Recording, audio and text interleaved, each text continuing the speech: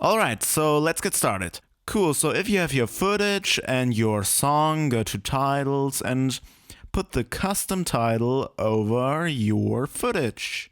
Then write something in there and choose a font.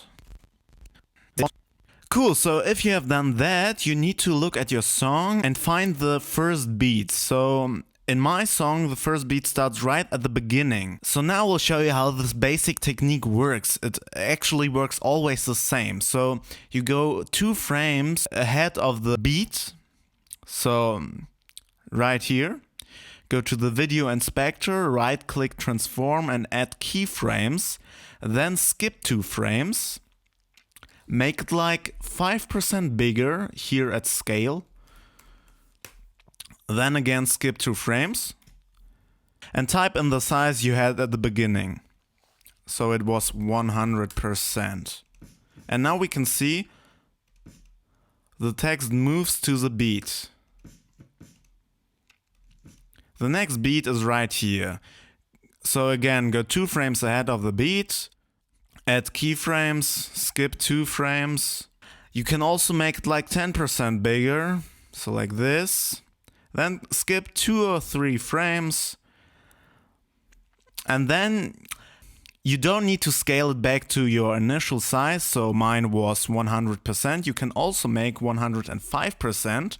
And let me show you another effect. So now with the beat, it again gets a little bit bigger.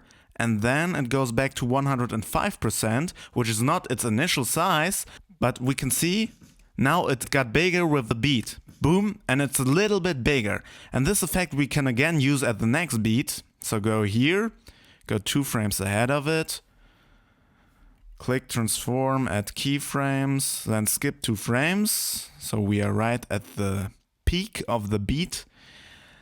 And then again make it 10% bigger, so 115%, skip 2 or 3 frames, and then make it only 5% smaller. And the same thing I will do right here. And now we can see with every beat the text gets a little bit bigger. And that's because I first added 10% and then deducted 5%. And I did it 3 times, so the text got with 3 beats, always at the beat a little bit bigger. And in my opinion, it looks really cool, and this is just what I wanted to show you. I hope you understood everything. If not, just ask me in the comments below. Thank you for watching, have a wonderful day, bye bye!